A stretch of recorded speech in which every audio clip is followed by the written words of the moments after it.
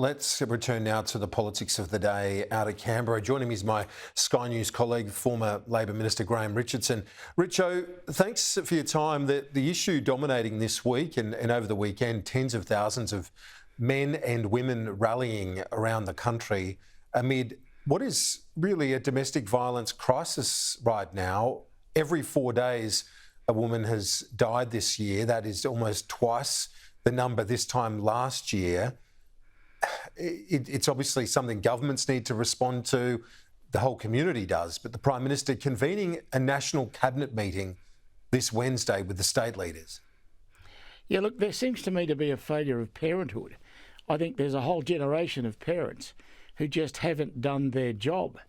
Now, when parents fail, the only other way that you can teach those kids respect for women or respect for the personage around them is to to do what everybody else does in these circumstances.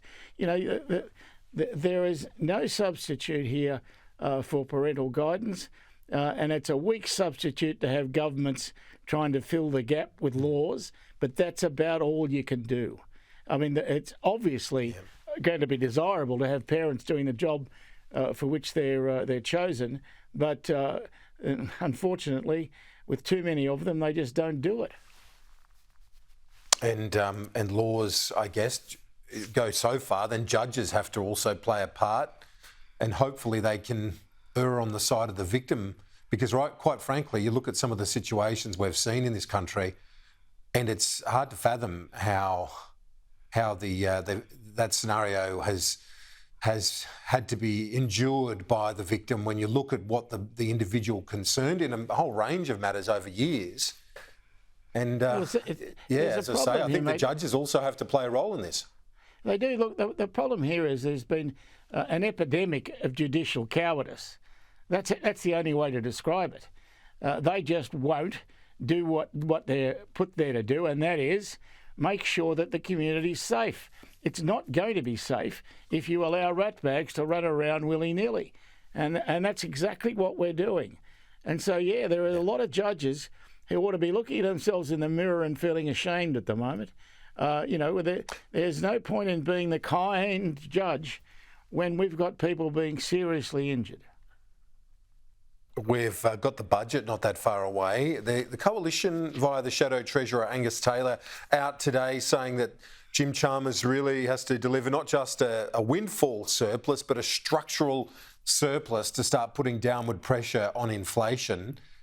It's a delicate balancing act right now, because the governments have to spend at a time when people need cost of living relief as well, and you've got the tax cuts coming in on July 1. This is a fine line for Jim Chalmers to try and walk. It's always a fine line in these economic circumstances, but if anyone can walk it, it'll be Chalmers. I don't envy him his job. It's a really tough call getting the balance right at the moment. But I think people are crying out for more tax relief.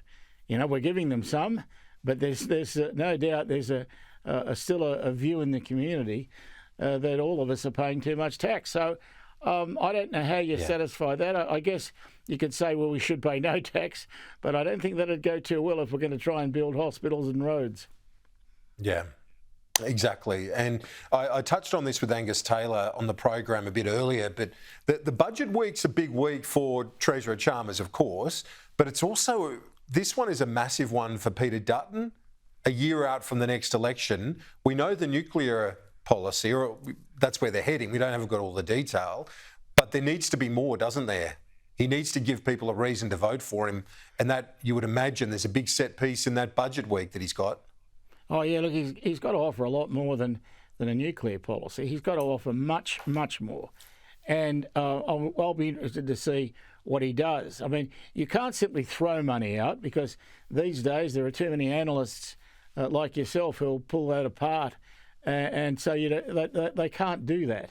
By the same token, they have to come up with enough to keep people going, to keep food on the table, and to keep the economy in some way vibrant. It's not easy, as you know, Kieran, but that's the task that they've chosen, and so that's the one they've got to deliver on. Yep, Richo, great to chat. We'll see you later in the week. Thanks. Good on you, mate.